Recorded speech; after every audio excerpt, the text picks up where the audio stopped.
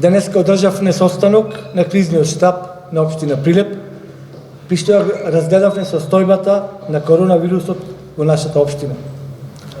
Во текот на изминатото деноноќие регистрирани се 3 нови случаеви на зараза со коронавирусот и 2 оздравени случаеви. Во моментот на инфективното одделение во општата болница во Прилеп хоспитализирани се 21 пациент, од нив позитивни се 16, а за 5 се чека резултат. 36 граѓани се на домашно лекување. Вкупно од почетокот на пандемијата 193 наши сограѓани се заразиле со коронавирус, од нив 63 се активни случаеви, а оздравени се 118. Има и 12 смртни случаеви. Вкупната бројка на извршени тестирања од коронавирусот од Центарот за јавно здравје и инфективното одделение во Прилеп изнесува 906.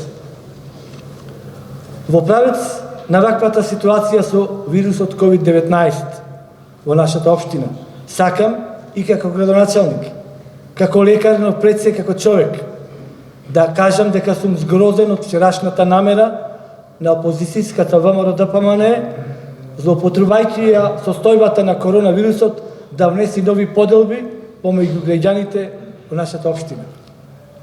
Никој нема право да стигматизира и да дискриминира ниту една етничка заедница, дека токму тие се најпогодени од коронавирусот, во случајот ромите од населбата Тризла-2. Сакам да потенцирам дека од болеста подеднакво се погодени граѓаните од сите етнички заедници, македонци, роми, турци и сите останати. Процентот на заразени граѓани во Тризла-2 е ист како процентот на заразени граѓани во другите урбани заедници: Центар, Вишне, Ѓокдере, Точила и така натаму. Сепак, ние продолжуваме со спроведување на мерките на заштита на колективното здравје на граѓаните на општина Прилеп. Во текот на викендов ја продолжуваме акцијата за дезинфекција на улиците, на јавните површини и зградите во градот. Во оваа прилика сакам да ги информирам граѓаните дека комплетно е завршена постапката за субвенционирање на инвестор клими и велосипеди. Во текот на следната недела, општина Прилеп на трансакционите сметки на сите граѓани кои ги исполниле условите на јавниот повик, ќе им ги префрли средствата за набавените клими и велосипеди. Исто така, во наредната недела ќе распределиме и донацијата од 100 таблет компјутери кои тетовското семејство Дестани преку компанијата Еколог ги донираше за учениците од социјално загрозените семејства на општина Прилеп. Уште еднаш ја користам оваа прилика да им порачам на граѓаните од нашата општина да се придржуваат до мерките и препораките на владата, Министерството за здравство и Комисијата за заразни болести и да не се злоупотребува олабавувањето на мерките. Апелирам до моите сограѓани да ги почитуваат мерките за превенција и предпазливост од COVID-19, редовна и почеста дезинфекција на рацете и работните површини, носење на заштитни маски, држење на дистанца и да нема групирање на повеќе граѓани. Со тоа ќе го зачуваме личното здравје и здравјето на нашите најблиски.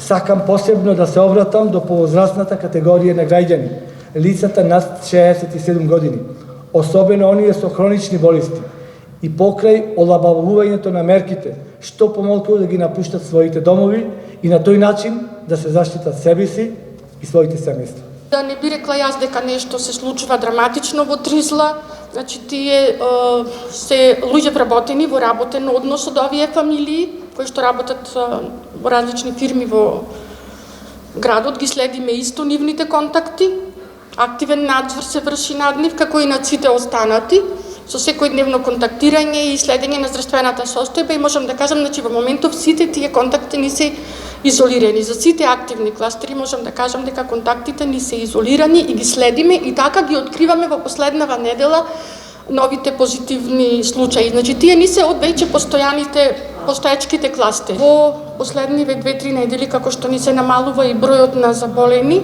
се намалува и процентот, односно бројот на случаите со потешка клиничка слика, пациентите хоспитализирани, значи во инфективното одделение не се така како што беа на почетокот со тешки клиничка слика, па голем број тогаш се праќаја на лекување и во клиниката за инфективни болести, значи факт е и она што го тврдат експертите, дека со текот на времето, значи овој вирус ослабува, па така се намалува и бројот на заболени, се намалува и тежината на клиничката слика.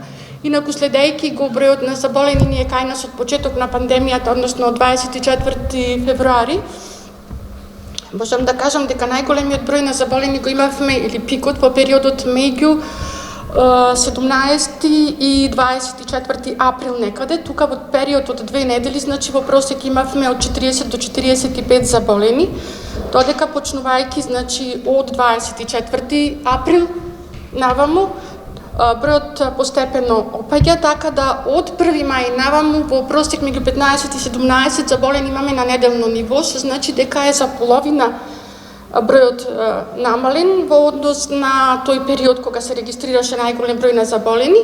И она што можам да го кажам е дека во последниве 2 недели, значи ние претежно ги тестираме, ги следиме контактите на веќе потврдени позитивни случаи на COVID.